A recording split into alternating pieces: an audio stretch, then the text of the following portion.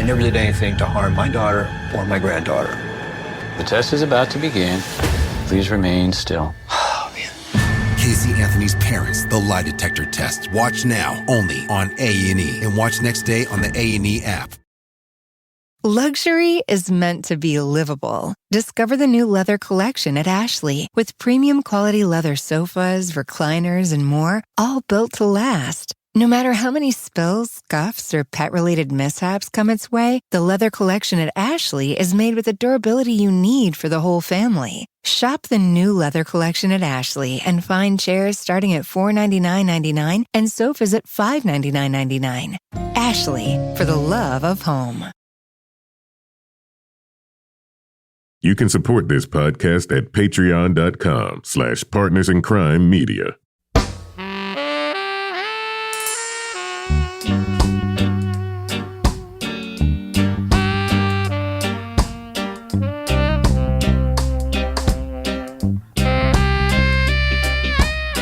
I'm Rebecca Lavoie, and this is Crime Writers on Serial, the podcast about other podcasts and also about true crime, pop culture, TV, journalism. And this week, that's right, you heard it here, Serial returns with its first new episodes in 2.5 years. Set in the Cleveland Justice Center, Sarah Koenig attempts to explore the legal system in a way unseen by many of us. Also, we'll talk about crime podcasting's other reigning queen. Madeline Barron is back with an update to In the Dark Season 2. Joining me to get that done and a whole lot more is my true crime co-author and real-life husband, Kevin Flynn. Hello, Kevin. Hello, Rebecca. You feeling excited? I am. Yeah. I am. This is, it's always good when we have some serial to talk about. It really is. Also with us is true crime author, journalist, former defense investigator, licensed private investigator, and certified cat lady, Laura Bricker. Good evening, Laura Bricker. Good evening. I would like to add Squirrel Apocalypse Survivor That's to right. my title this week. And journalist, Squirrel Apocalypse journalist. Yes. And finally with us is our resident Doubting Thomas, the novelist behind the acclaimed City Trilogy and our Patreon exclusive book club host, Toby Ball. Hello, Toby. Hello. Welcome back to the Serial Thunderdome, guys. Welcome back. So quick programming note for our longtime listeners, our drop date for this season of Serial will be on Mondays. We are going to be covering Serial episode by episode. It's Monday right now. They know. Right. But I just want to let them know it's not a mistake. Oh, okay. All right. And for new listeners to the podcast, welcome. We are going to be covering Serial episode by episode. And since this week there were 2 episodes, we're mostly going to be talking about Serial, but we are going to be talking about other things in addition to Serial in the coming weeks, including next week we will be talking about the very intriguing CBC podcast, Uncover, Escaping NXIVM, which I now know how to pronounce thanks to the podcast Uncover Escaping NXIVM. Isn't it like some allergy medicine or something like that? No, NXIVM? It's a creepy sex cult. Oh, all right. Fine. Never mind. All right, well, let's just get right into it, shall we? From This American Life and WBEZ Chicago, it's Serial. One courthouse told week by week. I'm Sarah Koenig. Sarah Koenig begins with the premise that if you're looking for insight into the American justice system, don't look at out-of-the-ordinary cases like they covered in Season 1. If you've listened to Serial before, you probably know that our first season was about a murder case in Baltimore. Ever since that story aired, people have asked me and the people I work with the question, what does this case tell us about the criminal justice system? Fair question. And to answer, I'd usually say, because the answer is that cases like that one, they're not what's filling America's courtrooms every day. In episode 1, a bar fight walks into the Justice Center. We hear about Anna, a woman beat up by patrons in a bar who accidentally punched a cop while fighting off the crowd. Now, the first I want to start with the idea, something we hear Sarah Koenig say, we heard it in the trailer, we heard it again at the beginning of this episode, that Adnan Syed's case was not typical. That idea has been getting some pushback in the true crime podcast community. I believe what she's referring to is the fact that Adnan had a trial, 2 trials, lengthy trials. Mm-hmm. He was represented by a private lawyer. He had a lot of support.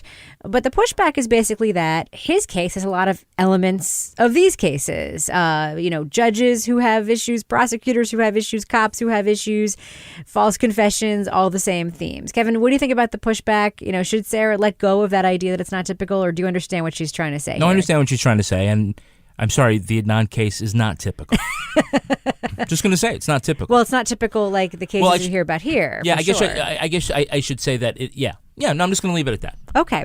Well, the one thing that I want to get to right away, because I think that we've talked about this on the show, except we haven't really experienced it in so long. Serial does have a secret weapon, and that secret weapon is the writing and the way Sarah Koenig delivers that writing. And I really want to start with talking about the setup of episode 1, when Sarah talks about the place we will be embedded all season and gives us a very efficient Mad Men-esque picture of the Justice Center in Cleveland, Ohio. If a person's arrested in Cleveland, they're coming into the Justice Center from the basement. Weary cops escort suspects from the underground parking garage. They get booked, go up a few floors to the jail. Once they get a court date, they're riding up to one of the courtroom floors. The lower floors are for lesser crimes, less hallowed proceedings, misdemeanors, housing court. And the higher floors, starting about halfway up the building, are for felonies. And then she pivots into the very Sarah Koenig-esque part, the character part, which is the scene on the elevator. I like to think that we can all stand so close to one another, with our sensible heels and Timberland boots and American flag lapel pins and fake eyelashes and Axe cologne and orthopedic inserts and teardrop tattoos and to-go coffees. And when the elevator doors open up, spilling us out onto our floor, the fact that no one is bloodied or even in tears. It's a small, pleasing reminder that we're all in this together. Other times, the shoulder-to-shoulder closeness only magnifies the obvious. We're not the same. Not at all. I'd love to hear about what you guys think about the opening of the show, because I characterized it, I think I texted you, Kevin, today. Is this the best opening of any podcast you've ever heard? Because that's kind of where I'm at right now in terms of the tightness of it. Laura, what did you think of the opening of episode 1 of Serial Season 3? I'm like having a flashback to my former life. I really liked how I felt like I was immediately drawn into the courthouse by the way that she was telling the story. Like, you could actually imagine everybody in the elevator because of the way she was describing which floor people got off at, who was talking to who, the person wearing the Axe body spray, which I thought was just like, yep, I've been there. And then the girl that had her little speaker who was listening to music, kind of just, jamming out. And that very like Sarah moment where, she's like, tries to make conversation and it just falls flat. But I liked how she sort of unpacked everybody that was going into the courthouse, from the attorneys to the defendants to the family to the people that were working there. It really was effective in setting the scene, but making, I'm a very, like, one of those people, when I hear things, I visualize it, and I could immediately visualize being in that elevator. Now, Toby, I'd love to hear your thoughts about the opening in general. I know you had a little bit of an issue with that whole interaction with her and the woman with the Bluetooth speaker. The white people in the elevator give each other looks. I don't want to reciprocate their looks. Instead, I decide it's my duty to break the tension by saying the lamest thing I possibly can. Put a soundtrack for the elevator. Not like your music you usually get. So I think the whole sequence is basically, it's very efficient. It's very evocative. It does that thing where it gives you information without, making you feel like you're getting information, which is a tricky one to pull off.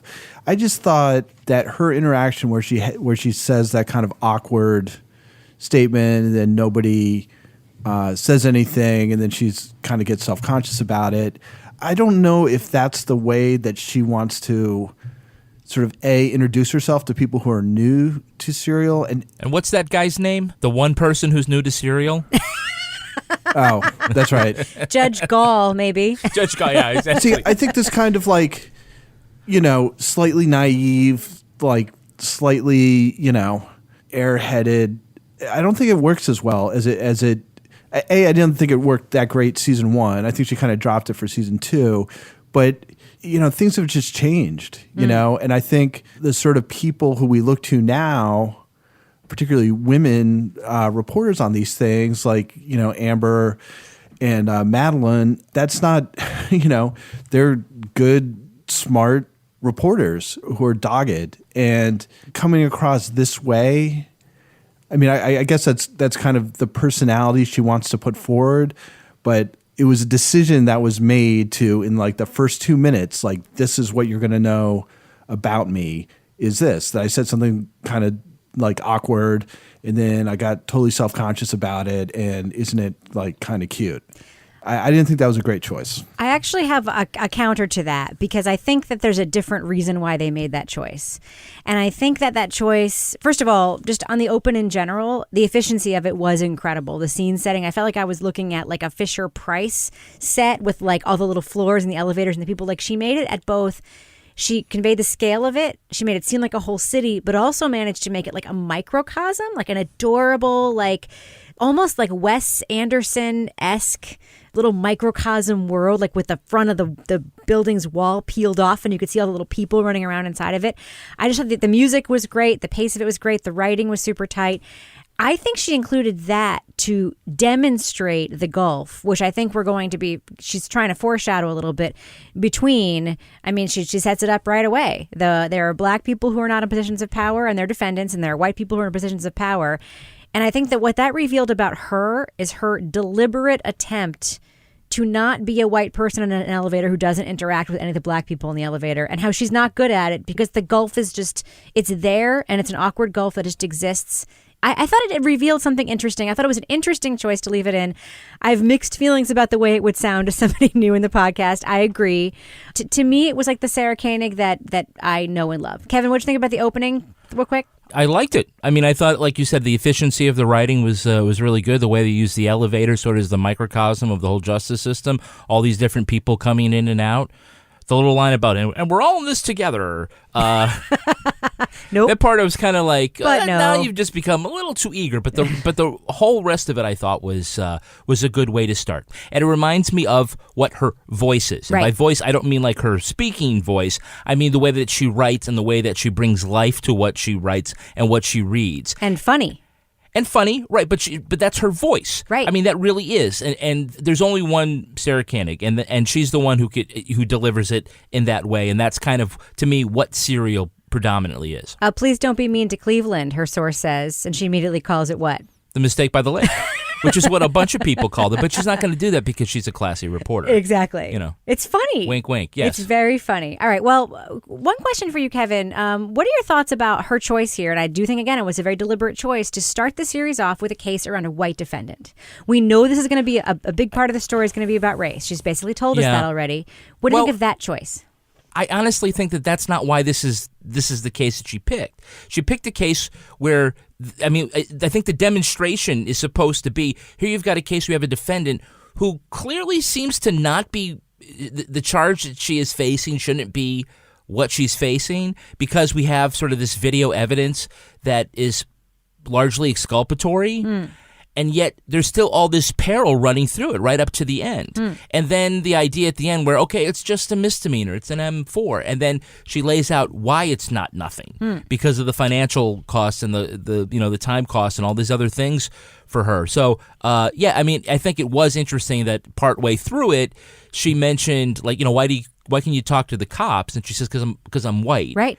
And being white doesn't hurt. Right. And she's, I understand. Yeah. And the defense attorney was very honest about, I mean, I don't think this was supposed to be a lesson on race, although it's very likely that there will be episodes that are a little more explicit about that. Right. But that is an element of the case, but I don't think that's why she chose it. I thought they chose it to show the system without the race part introduced into it, so we could just see what it, quote unquote, just looks like. Yeah, maybe. If they do two similar cases side by side with a white defendant and a black defendant, I think that's probably more illustrative of that point. Yeah, I mean, if that's the reason, I kind of call bullshit on the idea that the default is white. No, I don't mean the default. What I mean is, I don't know. I mean, I think editorially, I would have made a similar choice, because to come right out of the gate with a case where, race was at the center of it, I think the larger story they're trying to tell is that this whole thing is totally fucked up.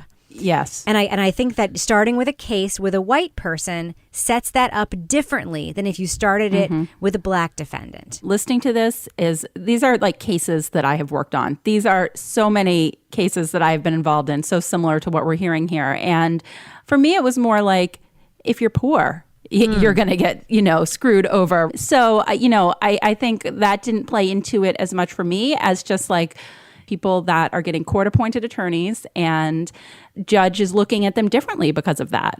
there's lots of cases that show the broken system. And, in some cases, yes, race does come into play. And in some cases, like this first case that we heard, it's just one thing after another that you're like, how the fuck did they? And I know how they charge because I've seen cases like this, and they're infuriating when you're like, you have a legitimate, credible witness, the friend, giving a blow-by-blow of what happened.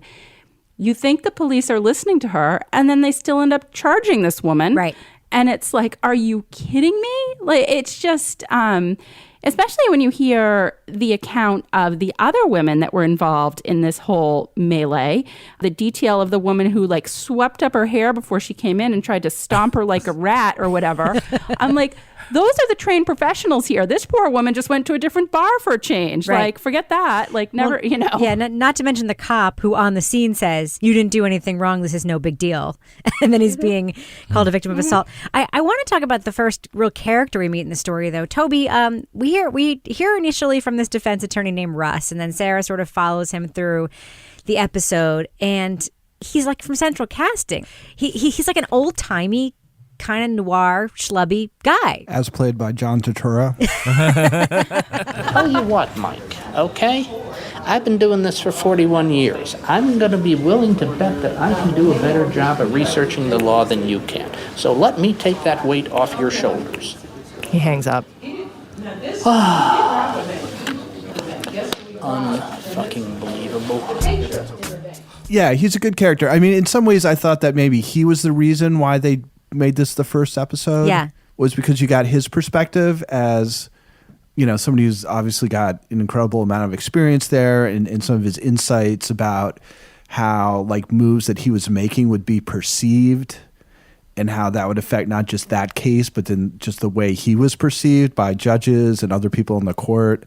I thought was pretty interesting. What kind of struck me, and I think that was something that he struggled with, but was how segmented the whole case was, and that it seemed as though, it kept getting handed off from like person to person to person without much communication, so that, the cop at the scene says one thing, but then the cops that take her to the headquarters or jail or wherever are just like, well, I can't tell you, I wasn't there, And then she gets passed between attorneys, and one attorney is going to like try and really stick it to her, and then the last attorney is like, oh, well, it doesn't seem like that big a deal. Oh, the prosecutors, you mean, right?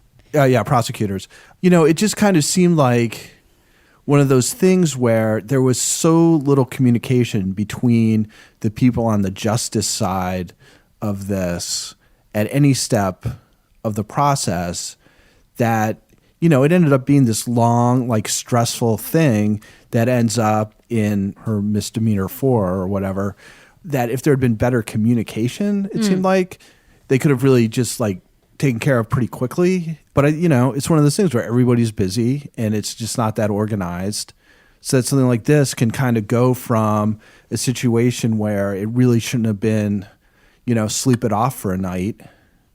And instead it like drags on and, it's highly stressful, and she's having to make decisions about things that she really shouldn't have to make decisions about, and then ends up with this thing that's going to be, she's not in jail, but it's going to be a pain in the ass for her for, months.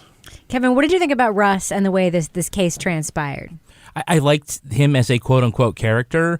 Central Casting, right? Yeah. I mean, you have this. Literally eating a sandwich while she's talking to him. Like he can't just not eat for some 5 carrot seconds. Cake. There was carrot cake day in the judge's office or whatever. I loved it. He's busy.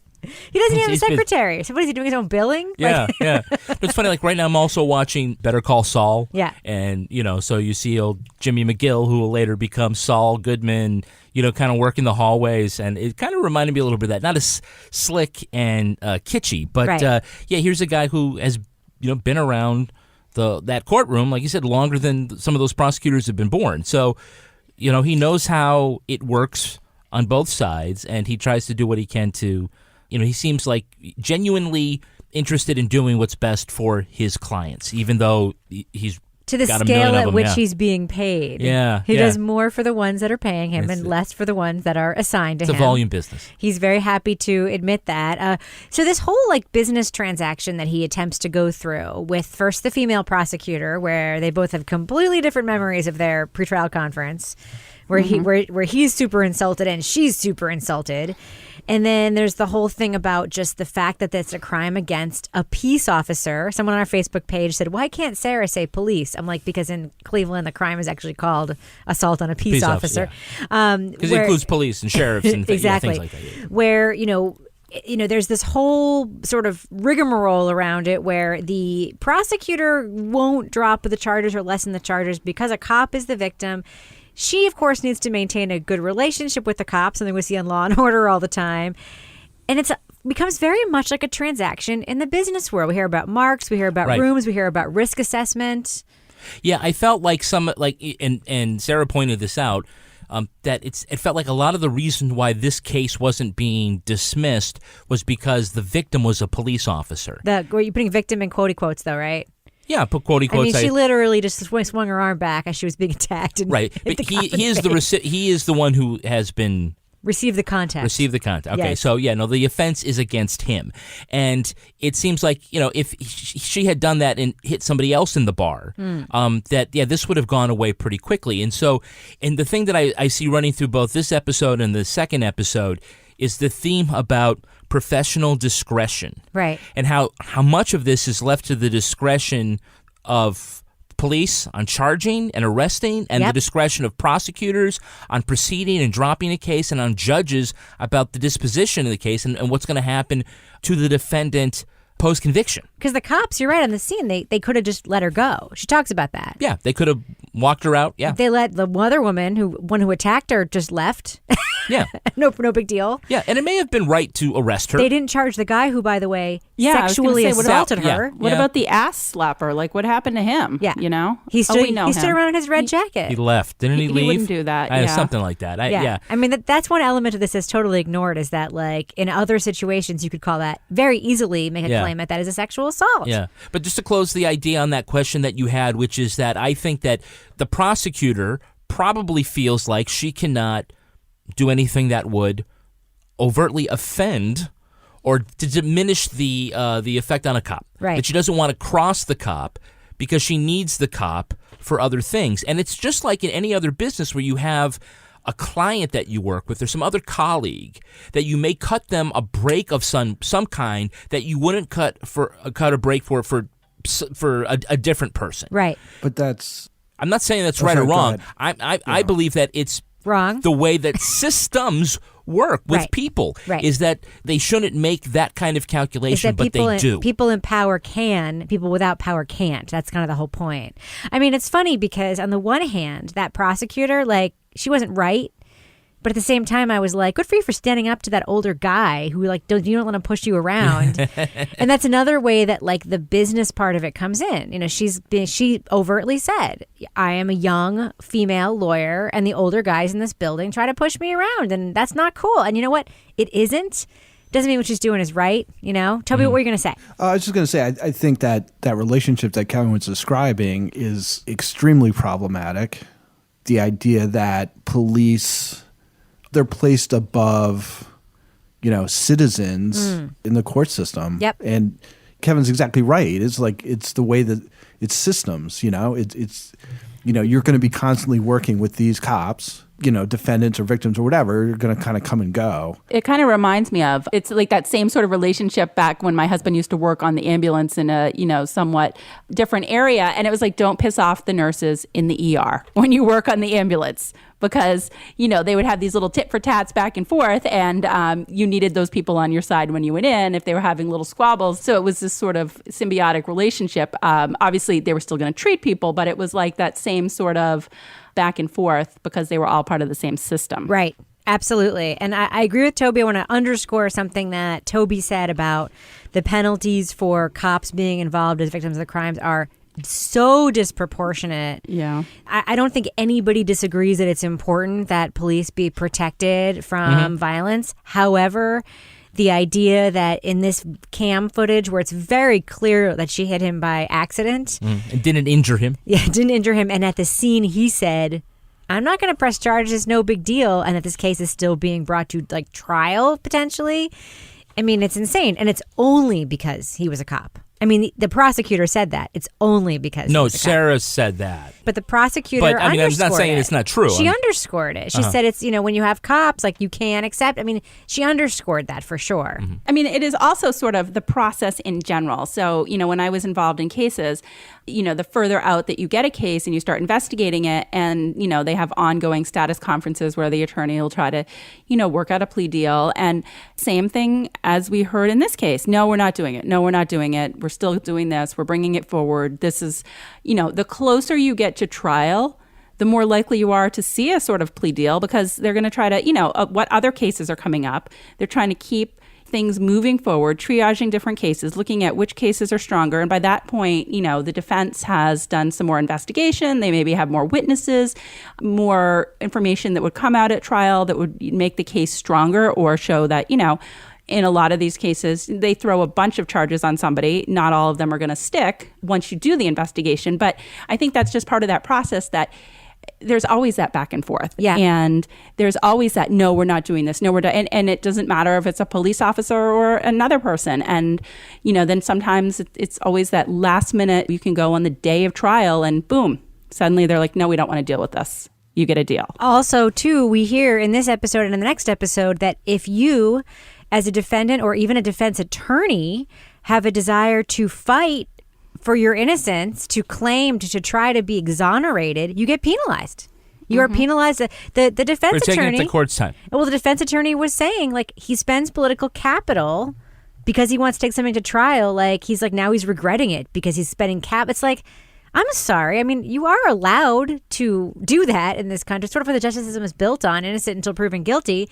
And yet, of course, we hear that they try to plead everything down to a misdemeanor because in this county, a little naivete there, I think it's everywhere, not just this county, innocence is a misdemeanor. And the cost that actually comes with misdemeanor is really, really great. Toby, what'd you think of this whole concept here that in the legal system, between prosecutors, defense attorneys, and judges, something being pled down to a misdemeanor is for them the same as saying that somebody is innocent or close to it? Yeah, I mean, I almost took it to be, when you're in that position, if you're innocent, the best you can really hope for is a misdemeanor. Yeah. Like that's kind of your best case scenario.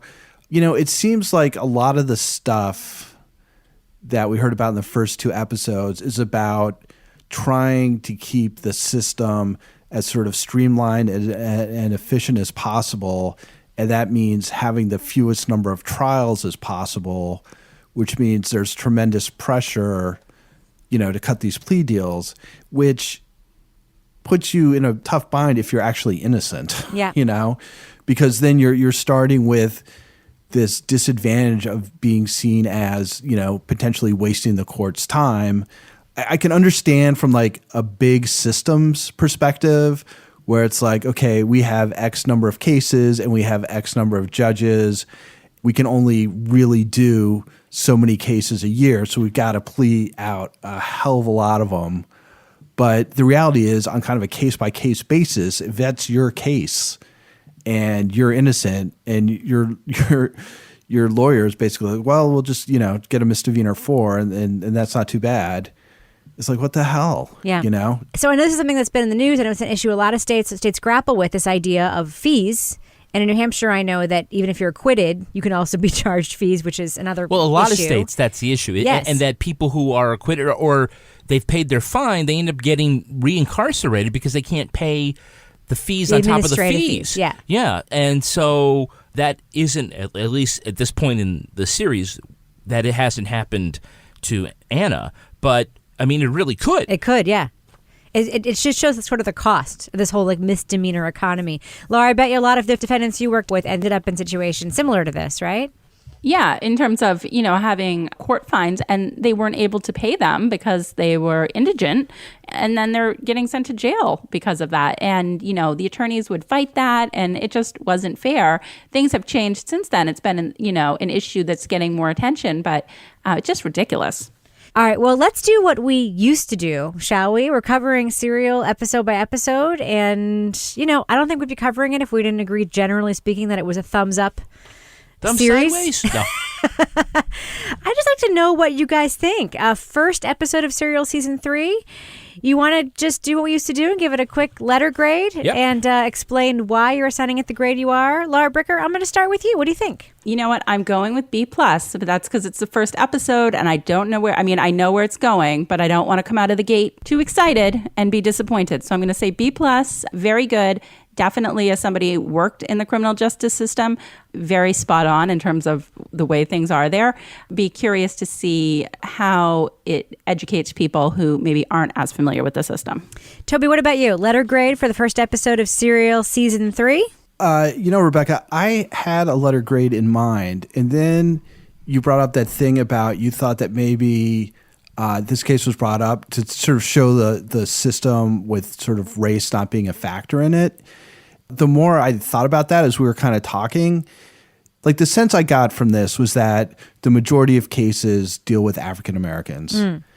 And the idea that if you're going to just show an example of a case and how it works regardless of race, that in fact, it probably makes more sense to show a case with an African American, because that's really the baseline, right? If that's the majority of cases, in that what we should be looking at is that, and then looking at white defendants when they are treated differently, as seeing that as being more of a leniency rather than a harshness towards black defendants. Does that make sense? But that was just a theory, Toby. That's not definitely what they did. Oh, okay. Well, in that case, I'll just go back to giving it a B+ and move on. I get what you're saying, though. I'm going to actually start high. I'm going to start with a solid A for this episode. I really enjoyed it. I only had a couple minor quibbles, and I'm just going to say one of them now. And Kevin, you're going to roll your eyes at me. I'm all ready to.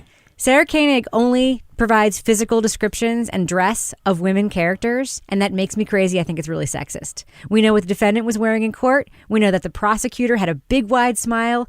We never frickin' hear for a second what Russ looked like, and he's the character I actually want to know what he looked like. He probably looks a little schlubby is what I'm guessing. It's just sort of a thoughtless thing that I think reporters and storytellers do. They assume that we want to know what women look like, but they don't think we care what men look like, and tiny little sexist quibble on my part. But otherwise, for me, very solid A, in no small part because of the brilliant, what I thought was a brilliant open to the episode. Kevin, what about you? Letter grade? Yeah, if this were a homework assignment turned into Professor Flynn, I'd be marking it an A. That doesn't mean that I think it's the greatest podcast episode ever done. That's not what I mean by an A.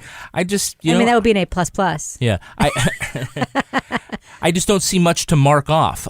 It's not a 100, but it's not a B+ to me. It's an A grade for a very good podcast, just like you give an A grade for a very good meal. Just like that, yes. And that's why we love Blue Apron. It is, absolutely. Blue Apron is the best way to make dinner in as little as 30 minutes with quick and easy recipe options. Perfectly portioned ingredients delivered right to your door. Imagine if someone has never listened to this podcast before and they're only listening because we're talking about cereal and they hear your ad transition and they're like, what the F was that? Why did he all of a sudden start talking about Blue Apron? All right, keep going. Keep talking about Blue Apron. Why? Because we love Blue Apron. We do. We just ate a Blue Apron 10 minutes ago. Somebody said, hey, Blue Apron would like to sponsor your podcast. Would you like a free meal? And I'm like, fool! We've been eating 3 meals of Blue Apron every week for years. We were early adopters. We know more about Blue Apron than you do. That's right. Toby, you had some Blue Apron, though. Tell me, what did you think? When I'm in the kitchen, I'm sort of like a C+ kind of cook. But we did get Blue Apron delivered, and I actually made 2 meals at the same time, and they were awesome. Wow. It's like he's running a restaurant back there. Yeah, stuff was flying all over the place. But it's easy enough in that they've got everything basically measured out for you. And so I actually had 2 things going. I had chicken fingers and sort of potato wedge type things going. And then I also had like a glazed chicken. It was really, really good. Like the chicken tenders were like the best chicken tenders I've ever had. So yeah, it was awesome. And this month you can take advantage of some of their exciting partnerships Blue Apron has. things inspired by Bob's Burgers. Nice. Remember the cartoon? I do. All these really kind of interesting burgers and Whole30 approved recipes. So check out this week's menu and get your first 3 meals free at blueapron.com/crime writers. The app is great too. You can control everything about your upcoming recipes. I love recipes. the app. You can skip meals. You can skip everything. You can go from 2-person to 4-person. It's everything that you would want. It's blueapron.com/crime writers to get your first 3 meals free. Blue Apron, a better way to cook. What else you got, Kevin? Well, the FabFitFun Fall Box is here. Yay! And by here, I mean right here. Literally here. I've got the FabFitFun box. I already opened mine, so I hope you're just going to hand me everything in yours so I can have 2 of each let's thing. see here.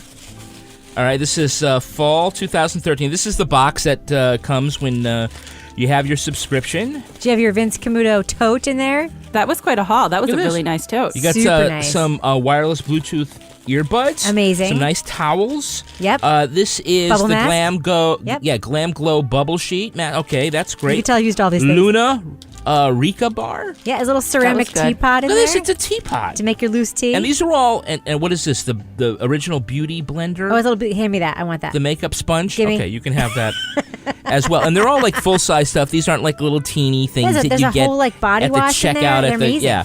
Laura, you also got we all got a FabFitFun box, but what was your favorite thing, Laura, that you got? I don't know if I have a favorite thing. I have to tell you, when I get the box, it's kind of a little bit like Christmas because it comes, it's so nicely packaged, and you're like, ooh, it's a great surprise to see everything that they managed to put in this box. It's like all these, like you open it up and there's all these little surprises stuffed in. You're like, oh, here's another fun little thing. It's a heavy goddamn box. I'm picking this up. It is. There's a lot of stuff and in this here. one, I was like, wow, so there was like, it arrived, I work from home, it arrived around lunchtime, I was like really busy, and there was this Luna bar that was stuffed with some sort of maybe cashew or almond butter, I don't know, some sort of nut butter inside. It was very delicious.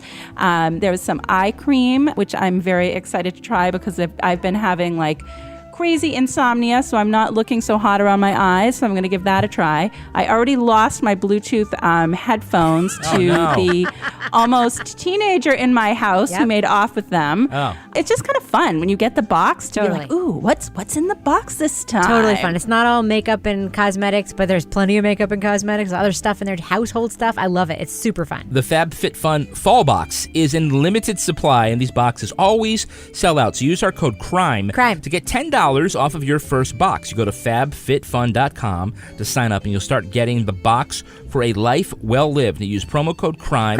Get $10 off your first box. That's a $200 value. Yeah. That At you least. get for and it's only $39.99. Go to fabfitfun.com, use code CRIME for $10 off your first FabFitFun box. Want to share with our audience my rebranding idea for FabFitFun? They should just call it Fun Fun Fun? Fun Fun Fun. I think Brian Wilson already owns that, so. All right, moving on. There was a surprise addition to our podcast feeds this week from one of the greatest series of all time. We're not talking about Serial, though we will return to our Serial Season 3 discussion in just a couple of minutes. I just want to talk briefly about the In the Dark bonus episode that came out this week with an update on all that's been happening in the Curtis Flowers case and in his family's life since they finished Season 2. Let's just listen to a quick clip of the bonus episode. The funeral for Lola Flowers was held in Winona on a Saturday morning. Friends and family packed into Mount Vernon Missionary Baptist Church. Some people came from as far away as Alabama, Texas, and Illinois. It was so many people that the church ran out of seats, and people had to stand in the back. More and more people arrived until the church was so full it couldn't hold anyone else. One person who wasn't there was Lola's son, Curtis. Curtis wanted to be there. He'd asked the court for permission to attend, but the DA, Doug Evans, opposed that request. The judge in charge of deciding whether to grant it was Judge Joey Loper, the same judge who had presided over 2 of Curtis's trials. Judge Loper never responded to Curtis's request. And so while the funeral went on, Curtis remained in his cell at Parchman Prison. So we knew that Curtis's mom had passed away. Yeah. We read that in the news. We talked about it in this podcast before. We hear it in this episode. Madeline's final conversation with her. She had traveled down to Mississippi again with her team to sort of follow up with everyone, which I think is really extraordinary. A lot of reporters who do stories once they're finished, they just never go back again and talk to the people ever again. Kevin, I would just love your thoughts in general on this bonus episode. I'm kind of going to go around the horn and just get impressions. It was really good. I mean, some of the information there is stuff that we know about because, there's stuff that's been happening in the news outside of the podcast, and we've been following that. But it was good to kind of get it all into one spot. I thought that the funeral audio was really powerful. Yeah. I thought the preacher who gave the eulogy, I think he did a great job and really stirred a lot of passion. And I think it was really interesting about the way that, you can call it white Winona feels about what's happening in the case. Let's talk about that white Winona reaction to Jeffrey Armstrong's confirmed story about finding a gun that could have been the murder weapon and how white Winona has turned on him. Laura, thoughts about that and thoughts about this update episode? Okay. Yeah. So I have had a lot of people reach out this week wanting to know how my rage walking was going, wanting to know if I had seized up when I heard this. So I will set the scene for you. This dropped on Tuesday. That was when we here in New Hampshire got the remnants of Hurricane Florence.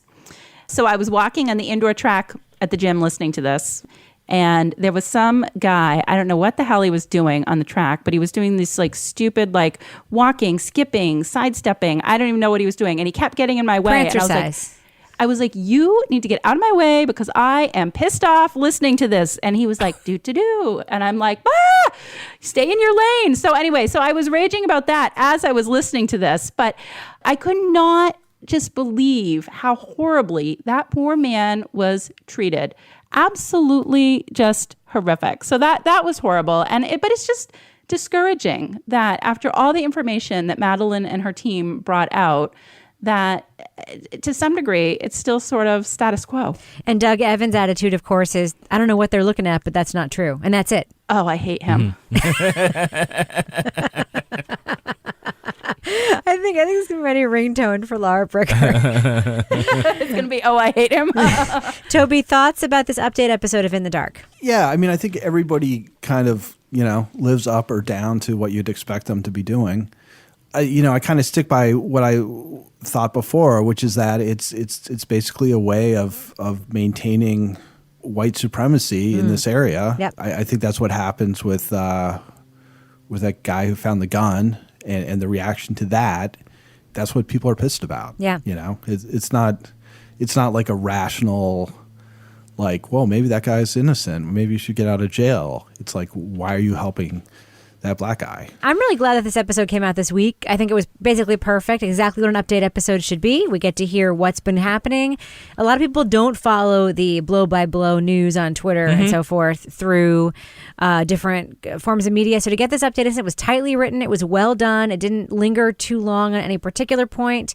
The Jeffrey Armstrong stuff was shocking to me. These people are so racist that they can't even tolerate a white person who isn't even saying anything overtly woke. He just literally found a piece of evidence and is talking about it. Potential piece of evidence. It's insane. And it's, yeah. Okay. Imagine being so racist that you then hate the white person who looks and talks just like you, who you probably were like good old boys with 5 minutes ago, just because he tells a story about something actually real that happened to him, where he actually found a thing. That's how racist you are. It's like racism by proxy. It's like racism on a whole new level. It's crazy. Anyway, I think the episode was great. I think it's great that it dropped this week because it is interesting to compare and contrast the reporting styles of that podcast with Serial. All right, well, let's move back to our old friend, shall we? We're going to talk now about Serial episode 2 of season 3. You've got some Gauls. Today's episode, we're going to spend it all in one place, in Judge Gaul's courtroom. And we chose his room, we as our producer Emmanuel Jochi and I, because frankly, it's sometimes thrilling in there. The shock factor alone is worth the price of admission, but also because his room, more than any we saw, laid bare this prodigious power that judges hold, and the many ways they can wield that power to try to get what they want. We are now introduced to Sarah's producer and co-reporter, Emmanuel Jochi, in this episode. And hang on to your hats, America. Emmanuel went to high school and college in Ohio, but he sounds like an Englishman. Long story. Here's Emmanuel. I spent about 5 months off and on watching cases in Judge Gaul's courtroom. We care more, I think, on Serial about other voices coming into the story than we do on other shows we hear. Like, we don't talk about it in the dark. We don't say, like, what do you think of reporter Parker? You know? But we care a lot because this is Sarah Koenig's storytelling style. She is the person we associate with Serial. So, first impressions of Emmanuel Jochi. Kevin, I'm going to start with you. What do you think? Yeah, I'm glad that Sarah said, yeah, America, he actually grew up in Ohio. He didn't grow up in, I don't know, London or South Africa. I don't know. It's just it's an unusual accent. It's kind of like, you know, when you go to see Paul McCartney in Wings and he's like, and now here's a song that Linda's going to do. You know, it's like, that isn't what I really was paying for. But he's good. Anything, it's free. Okay, but I'll just say he's good. He obviously, you know, was a major collaborator with Sarah on, and the whole team, because it's a big team, on getting this done. So he does deserve some time, especially if he's been doing some of the reporting himself. But I was like, oh, okay. You know, I think it just takes a little getting used to. He's not taking over at all. It's you can still tell Sarah's the narrator riding the boat. She's tossing a little bit to him. But it's different. I did appreciate that. I mean, I think we're probably going to hear more from him later. Yeah. I did appreciate that he even framed his parts with her. Mm-hmm. I mean, that was obviously deliberate. Like, you don't want people to be like, this isn't a Sarah part, so let's move on. But Laura, I know you really want to know the backstory behind his accent, don't you? I know you. I want to know, why does he have the English accent? My friend Meg also sent me a message this afternoon. She said he's her favorite part so far. She loves guys with British accents. We want to know. What's the story? English. It is. He's not British. And he obviously spent some time there. I don't know. She said it's a long story, and then she carried on. So we need Serial season 4 about his damn accent. He must have spent. People are Googling him all over the world this weekend. So trying to find out what the hell's with that guy. Well, before we get into sort of the darker themes of this episode is darker, I think, than episode 1. I just want to talk briefly about the use of music in the season of Serial. They have been doing some leitmotifs with music in Serial. There's the basic theme we heard in season 1. They did a variation of it on it for season 2. New variation on season 3. But they're also using new elements of music this season. And I just think it's really beautifully mixed. And I just want to drop like a little sample of that. Judge Gaul is one of the most transparent judges in the building. His worldview seemed woven into every proceeding. He liked the old days better, when Cleveland was better, and America was better, when people were more respectful, more resilient, less whiny. Now we're dealing with a generation raised on ADHD medication, which did who knows what to their brain chemistry, and these millennials, nourished on participation trophies, think they're owed something from the rest of us. All of this whole building, the 13,000 felony cases moving through the criminal court each year, Judge Gaul traces it to a frightful shortage of personal responsibility. Kevin, this show is beautifully mixed, right? Like the music it's a different choice this year, and I do like it. And I'm glad you brought that up because I did make a note. Whenever you use music in audio, you're trying to achieve an effect. You're trying to drive something emotional, whether it's fear or excitement or this is supposed to be sad. Because in film, you can do it a lot of different ways, but you don't have a lot of choices with audio. So that's why it's always a very critical choice, and it should be taken as such. Easy to do badly. Easy to do badly. And I think there are some times with some of this, this instrumental music, some of it's kind of a little bit of a march, kind of like something's marching along. It's primarily up-tempo and major chords. It doesn't sound like it's supposed to be like this very heavy, it's not the soundtrack to In the Dark. And I think that's it's it. I don't think it makes light of the topic, but I think it brings some energy to it, which is I think what you're going to need for for a series like this. And I just want to talk about, when I talk about the mixing too, like even this team's like their perfection around levels is just, it's something worth noting. I mean, it is one of the things that makes the Serial podcast stand apart. Listening to the CBC podcast, and we're talking about next week, there's a lot to love about it. It's very different. It's, very straightforward. And there are times where just like the music is a little bit, tiny bit too loud. And I hear that on shows that I mix. And as I hear my own mix backs, and I'm like, I'm really picky about this stuff, but I could have taken that down a little bit. There's never anything there's never any music. The stitching is very well. There's never any choices in here that take you out of it, ever. That's what people are saying on Twitter all the time. No, just the nerds. levels are mixed really just the well. nerds like me. Yeah, okay. All right, we'll move on. Sorry, because no one else in this conversation cares about that. Toby Ball. Let's just get right to it. Judge Gaul. He is the personification of everything that's wrong with America. Agree or disagree, Toby Ball? Not to be hyperbolic. You agree, though? Well, I don't know if every single thing, but like the vast majority, sure. Yeah. Well, I mean, I think he's the product of the worst instincts of 230 years of American history, or 240 years of American history, has sort of culminated in his attitude in the courtroom. Like I think I said in the note I sent you, it's kind of hard to know where to start with him. So you can just start with like the first impression you get of him, which is that he like thinks he's using African American slang to like better relate to the people in his courtroom. He'll often call black defendants brother and dude, as in, you got a bit of an attitude going here, brother. Emmanuel told me that in 8 months of watching his courtroom, the only black person he didn't hear Judge Gaul call brother or dude was Emmanuel. He uses terms like baby's mama and baby's daddy, which impossible for a white guy to do without making the whole room cringe. Thinks he understands the African American people in the court better than they understand themselves. So he's going to like let them know how to live their lives. I mean, it's quite something. Yeah, he, I think, sees himself as some sort of weird savior master complex, which I think comes up later in the episode. There's a lot that's disturbing there, a lot. It seems like the same basic attitude that like drives like colonialism or like anything where Europeans or Americans show up and tell people how to live their lives. That's kind of what he's doing in his courtroom, is trying to enforce what he considers to be, you know, the correct moral code.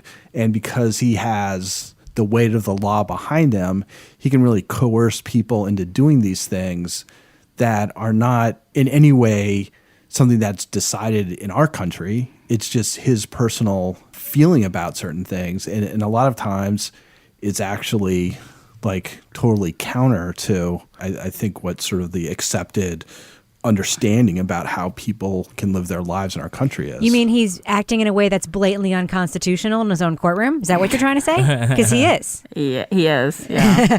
Don't have any more babies or you're going to jail. Laura, what are your thoughts about Judge Gaul? So I tried to be fair to Judge Gaul, even though he just comes across, because I was like listening to this and I'm like, you have got to, I mean, I've been in front of judges who have not been nice to defendants, and I've seen people treated poorly. But listening to this, like, if you have a child out of wedlock, you're going to violate probation, making these little flip comments like, well, his black life didn't matter to you.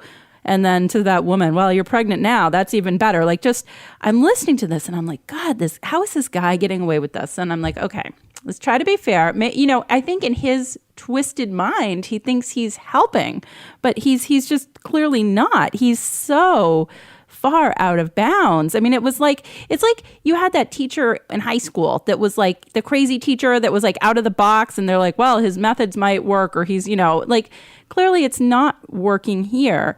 Unfortunately, it's kind of a sad sign of the times that somebody like this can be this far out of bounds and nothing happens. And you hear that part of the reason that nothing happens is because for all of his bluster and all of these insane things that he says, he's actually a pretty lenient sentencer compared to some of the other judges. You know, at one point they had the description of the defense attorney with his hand on the client's back, like, just ride it out. Just don't say anything. Get the racist riot act. You know, just go through it, because his sentencing is going to be better than the person next door who's going to be, you know, brought up by the ACLU because they're ordering you to vote. You know, not who to vote for. But so I was, you know, listening to this whole thing with Judge Gaul, and I was kind of flipping back and forth. I was like, this guy's horrible. Like, no, but you know what? Maybe in his own twisted way, he's trying to help. And then we had the case at the end where I like blew my stack. I mean, there have been judges that I've been before and I've listened to and I've been mortified. This was a whole nother level. When I'm listening to it at first with you know, Judge Gaul, I'm like, oh, wow, this guy is, again, way out there. He's going to get in so much trouble. And then a little bit farther into it, I'm like, oh, okay, I don't like how he's doing it, but I'm kind of understanding he's not a hanging judge. he thinks that, okay, I'm, part of this whole wheel of society, and a lot of, people who are going the wrong way come to me. I've got a chance and to straighten them out, and I'll read them the riot act. And then 20 minutes later, I'm like, what the fuck was I thinking 20 minutes ago? Right. This guy, I was like, Lord, I wanted to be fair to him. And I think that he honestly, I believe in his mind, he believes that he is doing the best that he can by these people. Like he says, he feels like he knows them better than they know them. That's the thing. The way you characterized him is the way he characterizes them. These people, I'm not saying you feel that way. They're all the same to him. Mm-hmm. Yeah. They're all the same. Yeah, perhaps, well, I'm just going to say perhaps there are other ones that he's, hey, brother, really? You're going to go there? Jesus, Judge. Part of it, I think that there's part of his philosophy about the justice system that's not completely wrong, about the way that defendants, their lives are on a bad track, and there's a cycle of unfortunate behavior and disadvantages and whatnot, and eventually they're going to wind up in somebody's courtroom. And he can either say, you're going away for 20 years, or he can yell at them and try to get them be like, the father figure, and like, you shouldn't do this, and you should get a job, and you really shouldn't be having more babies, and I'm not really supposed to say that, but I'm going to. But he's. I thought the case with Vivian. It's really not redeeming. The case with Vivian was so disturbing to me. Yeah, she should have gone to drug court. Because he really wanted, to me it was so clear. He wants to keep her under his thumb. Absolutely. It's like that was enlightening, yeah. It was so enlightening because here she is. She's ill. She's clearly ill. She has an addiction. She's a person who's obviously willing to do what she can do to make her life better. It's harder for her because she's suffering from an illness and because she's poor. And there are other options for her that have worked for other people. And he wants to keep her under his damn thumb. He would rather have her come back over and over and over again, send her for these short prison sentences, have her come back, yell at her some more. What is she going to AA now 18 times a week? Because that's preferable to him, to be able to have that contact with her and to be the one to do that to her, then send her to a court that actually could help her. Mm-hmm. It's insane. And that really laid the groundwork for the next case that we hear of with him, which is the defendant, Rashawn Ellis, who, again, is in this situation where he's under the judge's thumb. He's literally just trying to fight for his own acquittal. He gets in trouble for trying to fight for his acquittal. The judge is screaming at him for wasting his time, for not having the sense to take a plea when he's saying he's not guilty. Mm-hmm. And the way he gets out of it is by writing this ridiculous sycophantic letter, which the judge, of course, calls the criminal equivalent of the Gettysburg Address. That guy, Rashawn, was pretty savvy, because then when Sarah went and talked to him, he said something along the lines of, he wrote the letter basically because he understood how the judge was. What do you call him, the king? He's like the king up there. Yeah. Which was ridiculous. Yeah. But, wrong. he used it to, he was right. No, he was right. He called him a raging slave master.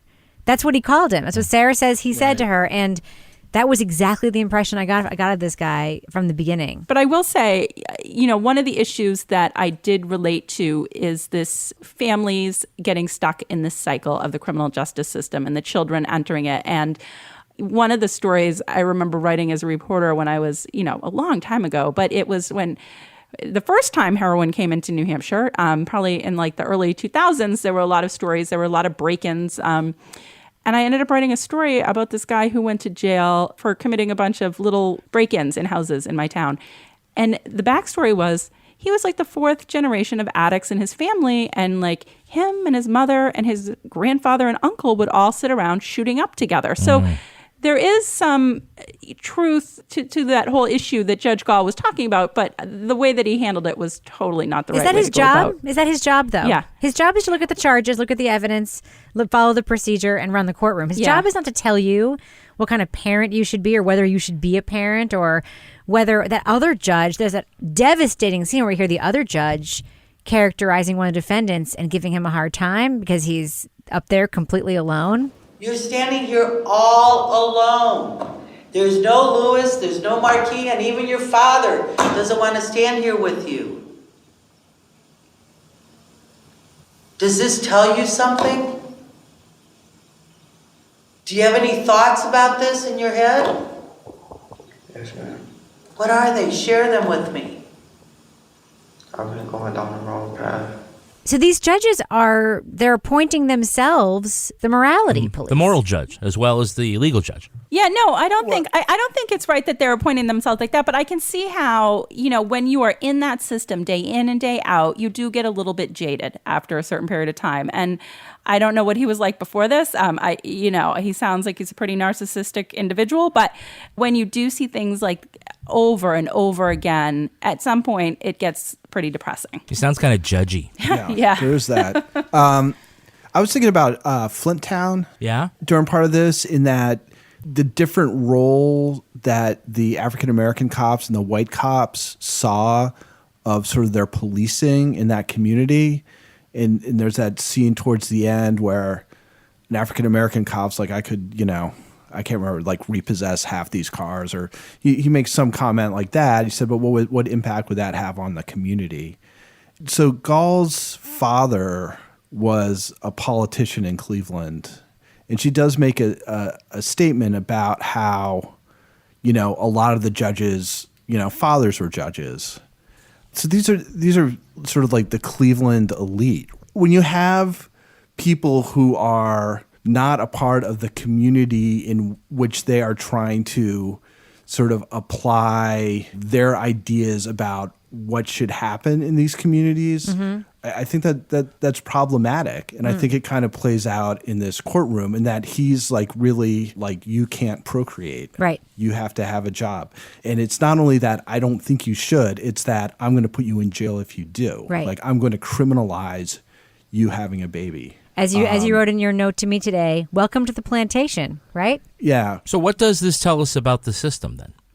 Laura, what do you think it tells us, especially when we end the episode with the case of Carlton Hurd, which I know infuriated you, coerced into pleading guilty, overturned, acquitted, and then someone should do something about this judge, and yet all the other judges say, the other lawyers say, someone should do something, and as Sarah points out, these are someones who are saying that. Where's Dr. Henderson, for crying out loud? Like, oh my God, the people that were in Dr. Death that had to fight with the medical board. Yeah. I mean, it was just, listening to that case was absolutely infuriating, because it's like, here's this person who's basically pressured into pleading guilty, and which is totally against any sort of ethical, it's just so far out of bounds.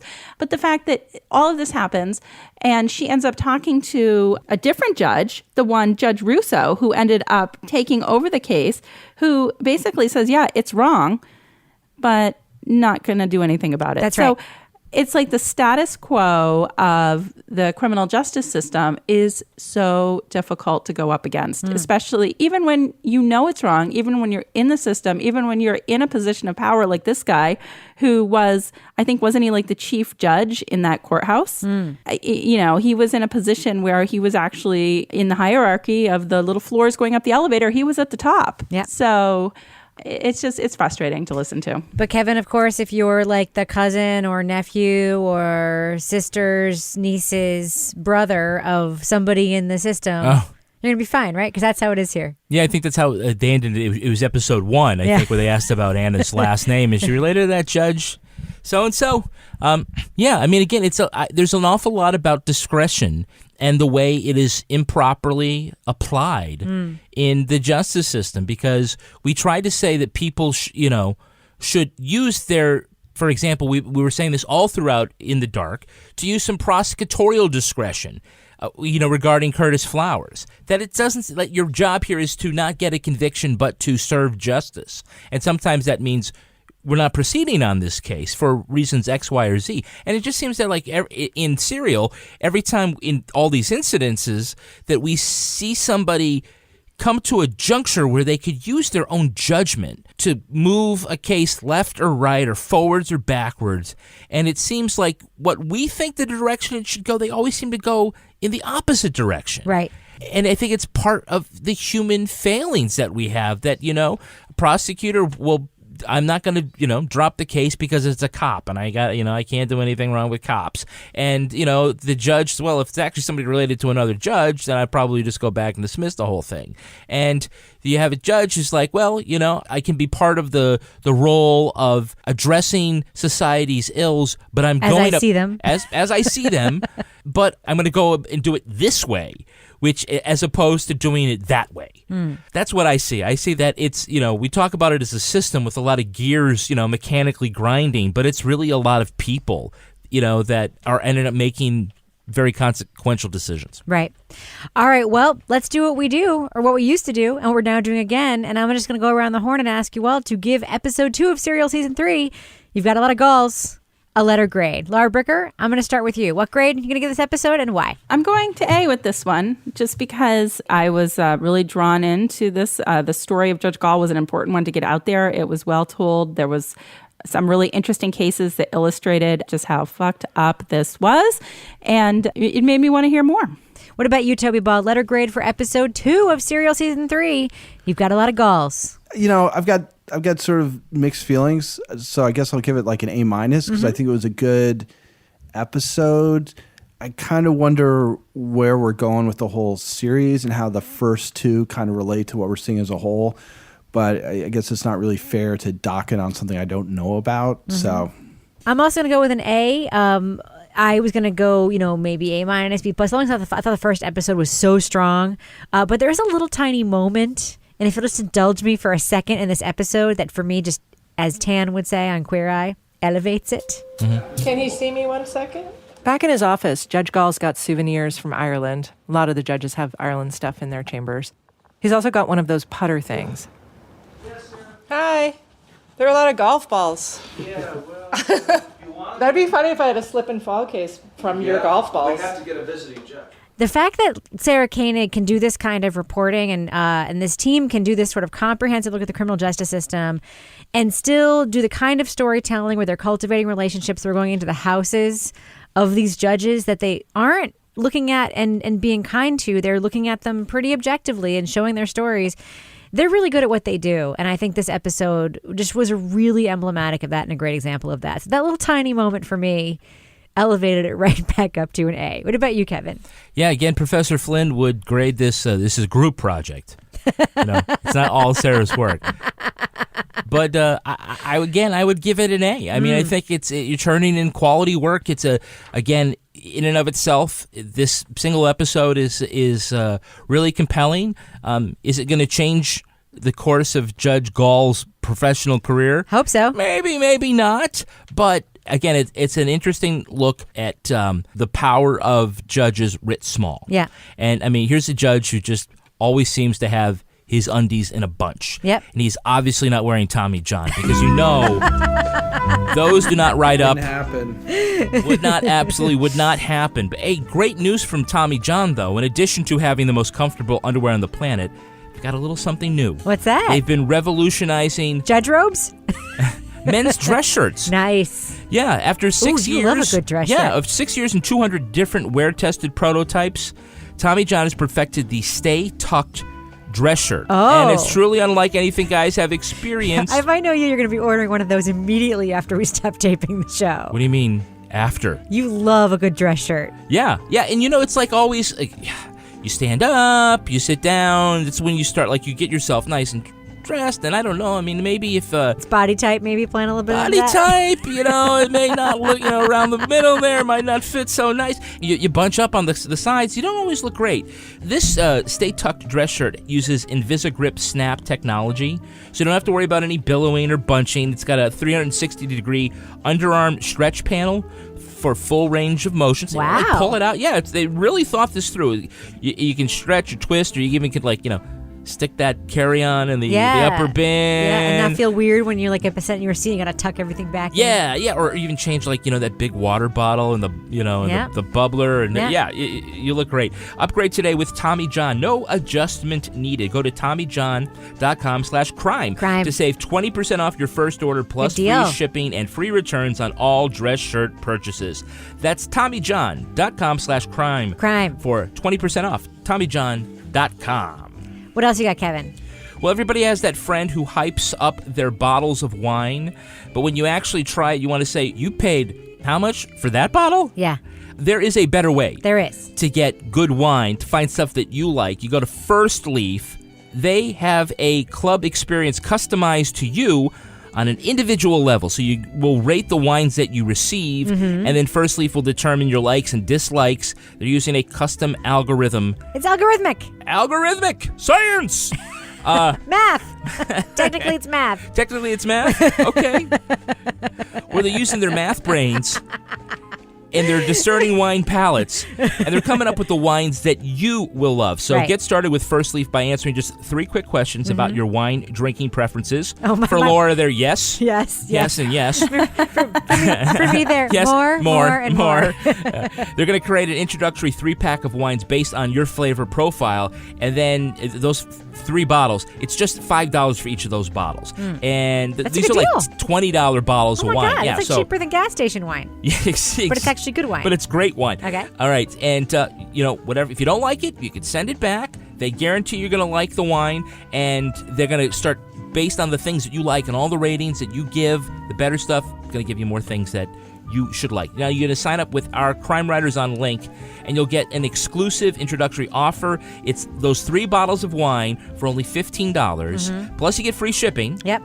And if you rate these 3 wines, you're going to get an extra $10 off your next box. Oh, I'm doing this as soon as we stop recording. What is the Crime Writers on link, Kevin? Well, you go to tryfirstleaf.com/crime. You want to try First Leaf? Then you go to tryfirstleaf.com/crime. Crime. What else you got, Kevin? I've been wanting to tell you guys about this for a very long time. I'm very excited because Felix Gray now has prescription lenses. It's about time, Felix Gray. Felix Gray glasses filter out 90% of high-energy blue light and eliminate the glare coming off of all those screens so you can live your life without tired, dry eyes, blurry vision, headaches. We're all in front of a computer.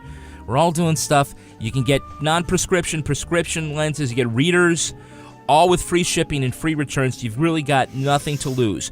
Don't go another day looking at screens without the help of some Felix Grays. Go to felixgrayglasses.com/crime to protect your peepers today.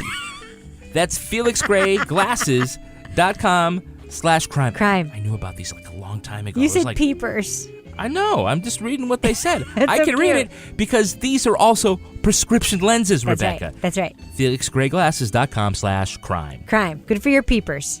Kevin, thank you for that outstanding ad break. Before we continue on with the show, I'll just give you 20 seconds to make a great plug. Go ahead. Go. Again, this year I'm participating in the walkathon around here that's going to raise money for our local Women's Crisis Center. It's called Walk a Mile in Her Shoes, and I will be doing this walkathon wearing high-heeled shoes, and it is very painful for my feet. And a lot of you guys helped last year by donating to the cause, and if you do, I will send you a photo of me in my high heel shoes. We're going to put a link on the homepage at crimewriterson.com. Why don't you put a link right in the show notes? Wouldn't that be easy? I'll do that too. Now it's time for my favorite part of this podcast, a little something I like to call the Crime of the Week. And man, did I lobby hard for this one. Did I not, Kevin? You did. It happened in New Hampshire. A juvenile minke whale very sadly beached itself and died on a popular beach this week. This was an unusual occurrence, and the public works crew wanted to remove the carcass and bring it to scientists who'd perform a necropsy. The biologist suggested they move the whale in a dumpster. They just didn't specify what size dumpster. A town worker drove up with a forklift, attempted to put the 17-foot-long whale in an 8-foot-wide dumpster, while one of our favorite local reporters videotaped it.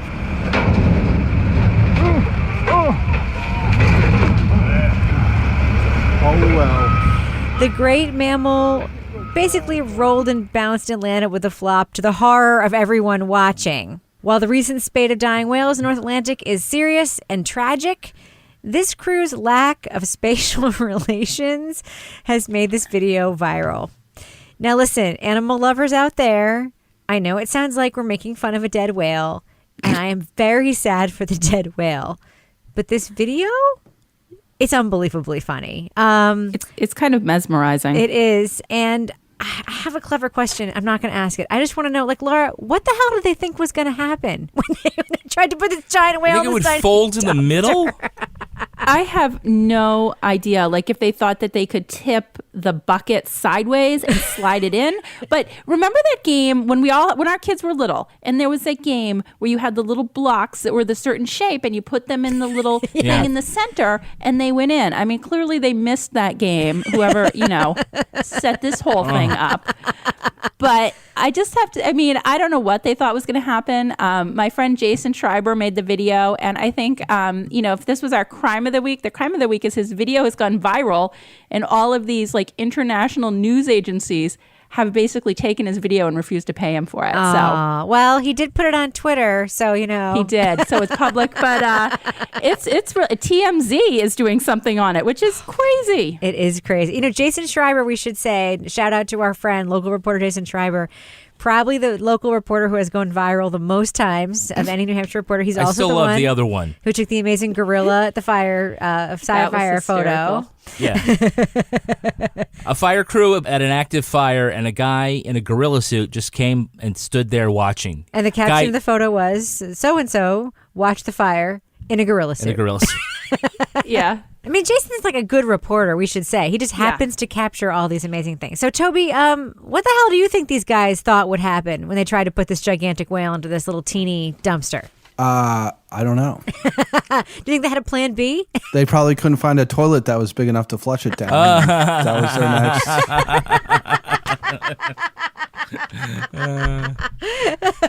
next plan B. Well, we should probably end it on that note. Kevin, you have anything to add? Should. Yeah, I think that the best story that I have ever seen, and I'm not being hyperbolic, was the story about the crew that tried to get rid of the whale by blowing it up with dynamite. Yes. And giant chunks of whale came down and started crushing cars, and people were running for their lives.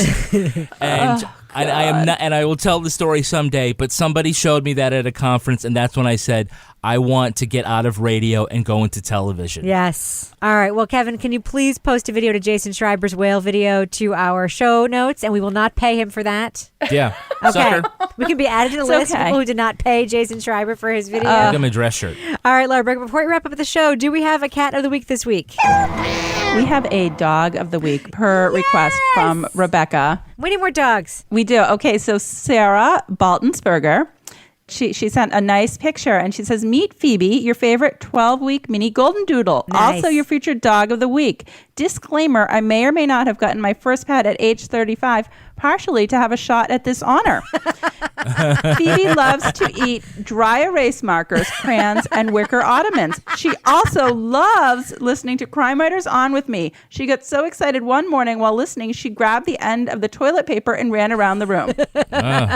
Sounds like a puppy. So there you go. That sounds like a perfect dog of the week. I love it. Yeah. Laura Bricker, people want to get in touch with you besides emailing crimewritersOn@gmail.com. How can they find you on Twitter to submit their cats/dogs for cat of the week? At Laura Bricker. And Toby Ball, people want to get in touch with you to praise you for your plan B for getting rid of that minke whale off of Genesee Beach in New Hampshire. How can they find you on Twitter? If you want to get in touch with me like Mary Michael just did and said, Toby, please talk about how Gaul sounds like the Michael Scott of judges. You can reach me at TobyBallNH. And Kevin Flynn, people want to reach out to you online. How can they? I'm at Kevin P. Flynn. And I just want to say, I did hear from a tweeter this week at my Twitter account, at Reb Lavoie. I heard from Michal, whose question I did not use this week. It had to do with a lot of the race stuff and reporter stuff that we talked about. But I just wanted to give you a shout out for DMing me a really interesting thought about the podcast. And I do welcome you to follow me on Twitter and send me your ideas for the show. You can find me at Reb Lavoie. Our show is on Twitter at Crime Writers On, and I encourage you to join the amazing community in our official Crime Writers On Facebook discussion group. We also have a regular Facebook page. Just search for us on Facebook, find our regular page. You can hang out there or find the link there to the group. Go to our website, sign up for our newsletter. We've been sending out a whole bunch of those lately. You can support the show on Patreon, and you will get access to the Balls Deep Dive Book Club podcast out right now, the discussion on The Fact of a Body, featuring Laura and Rabia Chaudhry. You can also get a free month of Stitcher Premium if you go to stitcherpremium.com/crime and use the code CRIME. When you join, you'll get access to Married with Podcast, the show on which Kevin and I dispense advice on all kinds of things, including relationships. Our theme song was performed by the New York Ska Jazz Ensemble. ensemble and used with permission. This show was recorded in the yoga loft above the bodega in Bay St. Louis, Mississippi studio, otherwise known as Studio C, the closet in our basement where we make awkward conversation while riding down the elevator. On behalf of all the crime writers, thanks so much for listening. We will catch you later. Who punched a cop while fighting off a crowd. Wait, you deleted everything I wrote here. No? Yeah, I had a whole thing there about dropping tape. I didn't touch it. Never mind. Sorry. See, I get Never blamed mind. for Sorry, shit that doesn't happen, sorry. people. If later, just move on. In a sense, it's a misdemeanor, Kevin. Hey, I got a question. Yes. For the ladies. Yes. For the ladies. Okay. We will not join Nexium with you, Toby. Oh, fuck. All right, never mind.